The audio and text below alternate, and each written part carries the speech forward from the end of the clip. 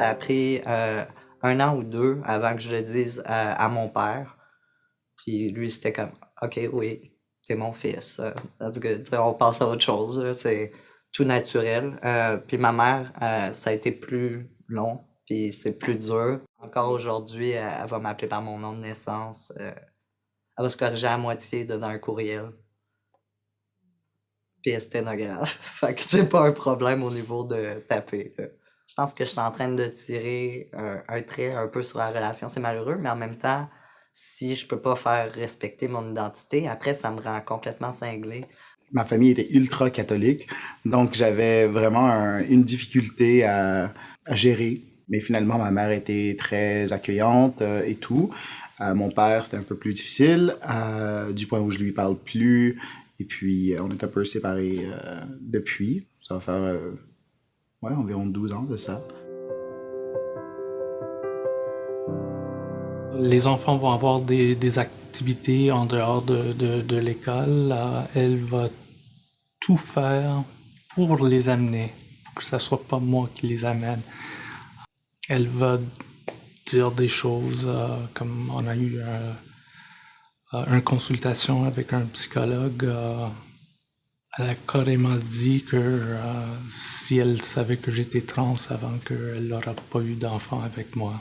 J'ai appris que c'est toujours les adultes qui ont le plus de difficultés à s'adapter que les enfants.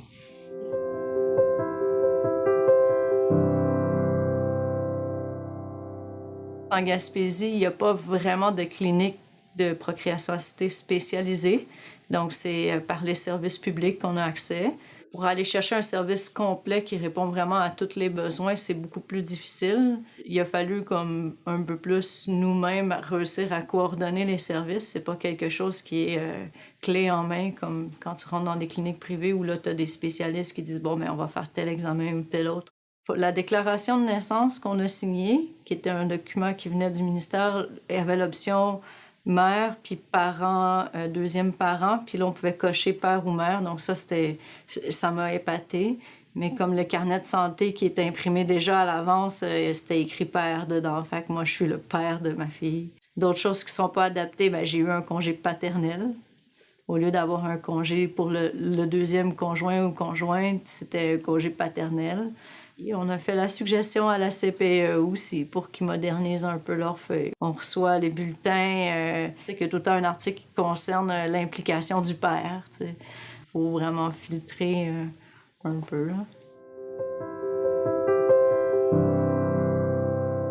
J'ai rencontré mon médecin de famille, puis il devait remplir un formulaire qui était soumis par l'Agence de la santé, là, puis la protection de la jeunesse.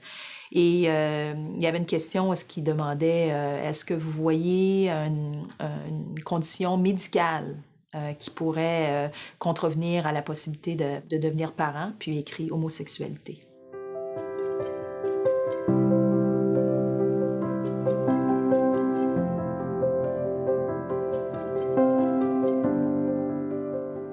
Je suis devenu ami avec la personne qui s'occupe des ressources humaines. Elle était une des premières personnes. J'ai fait mon coming out. Elle était super bien à l'aise avec ça. Elle m'a donné un espace à parler, d'établir un genre de timeline. Elle mettait des freins, mais des freins avec des raisons logiques. Alors, qui a fait en sorte que, OK, je peux comprendre ça.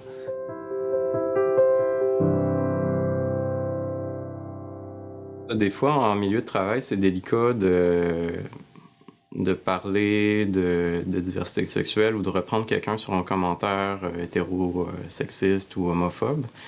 Parce que je suis pas juste une personne, je suis aussi un employé d'une organisation. Des fois, quand le lien est fragile avec une organisation partenaire, ben, il faut quand même voir est-ce que ça vaut la peine que je reprenne la personne sur ce commentaire qui est déplacé. Par exemple, dans une ressource d'hébergement pour hommes, j'ai déjà entendu un commentaire qui disait « ben, nous, on fait des douches séparées ici parce que vous savez, de nos jours, il y a beaucoup d'homosexuels. » Donc là, j'étais stagiaire dans un milieu, on faisait une visite de cet organisme-là. Je risquais de jamais avoir à retravailler avec cet organisme-là, mais j'étais quand même juste stagiaire. Puis je voulais pas que ça crée d'histoire du fait que, ben voilà, le stagiaire s'est permis de reprendre le directeur général de tel organisme parce qu'il y avait un commentaire inapproprié sur les personnes homosexuelles. Il y a des moments quand même où on entend des choses puis on se dit, ben est-ce que là, je le ferai à titre personnel ou je le ferai à titre professionnel? Puis est-ce que c'est le bon moment, le bon contexte pour livrer ce combat-là? Fait que on est toujours pris un peu dans ces questionnements-là.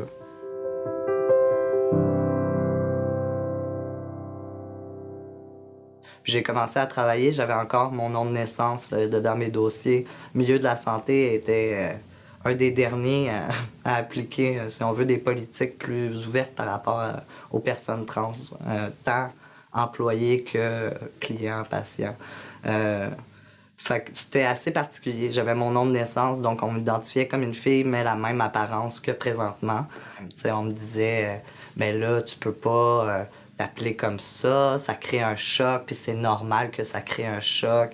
Les patients qui m'appelaient il, puis qui se faisaient corriger par les employés, puis là, ils se disaient, voyons, genre, je suis pas fou pourtant. C'est un homme, tu devrais être un homme. Ça créait beaucoup de problèmes, mais il n'y avait pas beaucoup d'intégration de fait avec tant les collègues proches que les supérieurs même.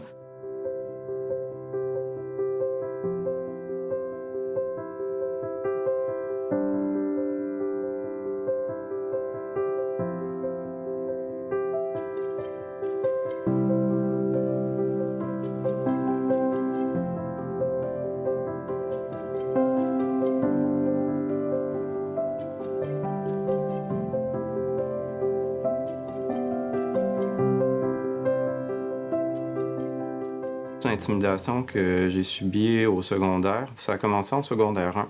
Ça s'est terminé en secondaire 3 vers la fin de l'année. La forme que ça prenait, en gros, c'était surtout une personne. Donc, cette personne-là avait décidé que j'étais gay et que c'était drôle de simuler qu'on avait eu des relations sexuelles ensemble, comme si j'étais son partenaire sexuel, que ça avait été débridé comme relation, puis de s'en moquer parce que c'était évidemment pas vrai. Sauf que ça se manifestait par des commentaires super inappropriés au quotidien, parfois par 1 ou 2 appels téléphoniques à la maison. Donc là, moi, je savais pas trop qui m'appelait. Il y en a des fois qui se faisaient passer pour mes amis. Puis là, je me doutais qu'il y avait quelque chose qui marchait pas. Mais c'était de me faire sentir différent, rejet, pas accepté par la masse. Ma stratégie, à ce moment-là, c'était d'ignorer, mais ça a pas marché. Donc, ce qui a fini par marcher, c'est qu'il y a un de mes amis qui voyait ça aller depuis 3 ans.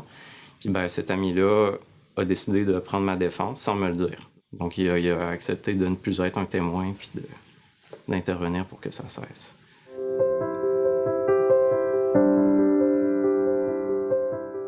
Quand on a adopté nos enfants, eux aussi racisés, ça a comme créé une différence qui devenait soudainement beaucoup trop imposante pour certains groupes. C'est comme si on sortait trop du lot, on attirait trop l'attention. Puis je sentais que ça dérangeait certains couples parce que là, soudainement, on passait plus inaperçu, on pouvait plus passer comme des familles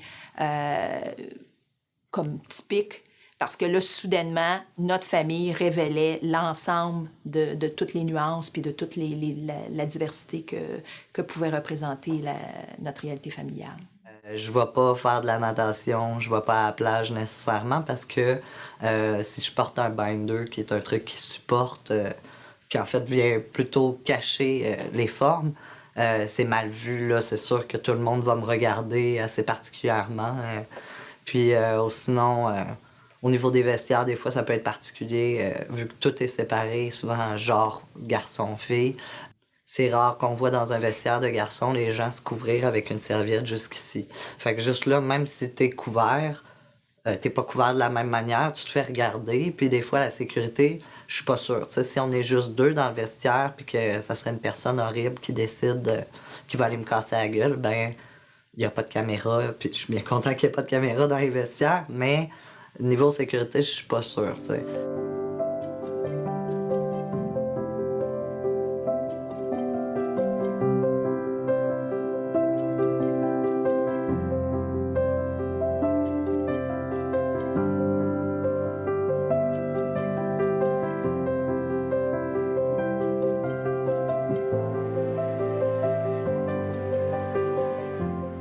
Là, on parle du début des années 70. J'avais un ami de collège qui avait été agressé sur la rue parce qu'il se promenait main dans la main avec son conjoint, enfin son chum de l'époque, et les deux se sont fait battre par des voyous, mais il s'est produit quelque chose de semblable il y a un an ou deux, là, un couple d'hommes qui s'étaient embrassés puis qui avaient été tabassés. Bon, la même chose s'était produit par rapport à un de mes amis qui s'appelle Jean-Guy dans les années 70. Donc, j'étais très conscient que ça, c'était possible.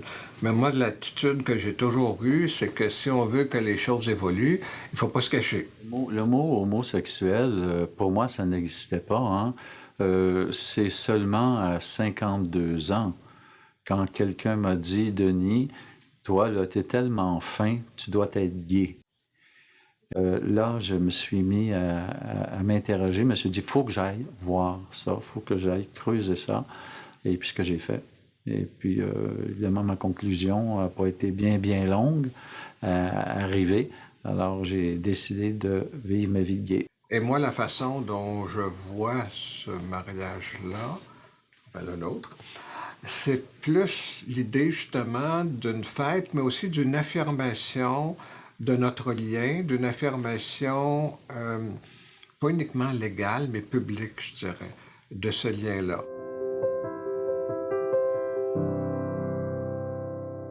Les femmes trans racisées sont les personnes les plus visées, je dirais, à l'intérieur de nos communautés. Juste d'écouter, genre, comme leurs expériences, j'aurais jamais cru que ça pourrait être aussi pire.